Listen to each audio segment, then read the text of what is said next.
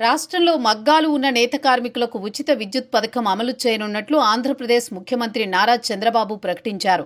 Super 6 హామీల అమలులో jet స్పీడులో ముందుకు సాగుతున్న చంద్రబాబు ఒక్క ఆగస్టు నెలలోనే 3 పథకాల అమలును ప్రారంభిస్తున్నారు. శనివారం నుంచి అన్నదాత సుఖీభవ పథకం నిధులను విడుదల చేయనున్నారు. అలాగే రాష్ట్రంలో మహిళలకు ఉచిత బస్సు ప్రయాణ పథకాన్ని ఇదే నెల 15 నుంచి అమల్లోకి తీసుకువస్తున్నారు. ఇక ఈ నెల 7 నుంచి మగ్గాలు ఉన్న నేతన్నలకు ఉచిత విద్యుత్ పథకం అమలు చేస్తున్నారు. నేతన్నలకు ఈ ఉచిత విద్యుత్ పథకం ఎంతగానో దోహదపడుతుందనడంలో సందేహం లేదు.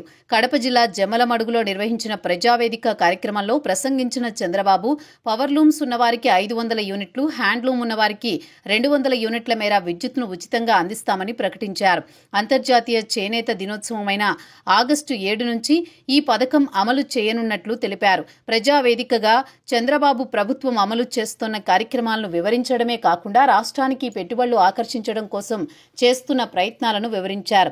అలాగే జగన్ హయాంలో వైసీపీ సర్కార్ అనుసరించిన విధానాలను విమర్శించారు. దేన్నైనా చెడగొట్టడం, పడగొట్టడం చాలా తేలిక, నిలబెట్టడమే చాలా కష్టమన్న చంద్రబాబు జగన్ హయాంలో రాష్ట్రంలో 5 ఏళ్లు విధ్వంసమే జరిగిందని, రాష్ట్రాన్ని అన్ని విధాలుగా నష్టాలు, కష్టాలు, అప్పుల ఊబిలో కూరుకుపోయేలా జగన్ పాలన సాగిందని విమర్శించారు. అంతకుముందు జమ్మలమడుగు మండలం గూడెం చెరువులు గ్రామంలో చంద్రబాబు పలువురు లబ్ధిదారుల ఇళ్లకు వెళ్లి ఎన్టీఆర్ భరోసా పింఛన్లు అందజేశారు.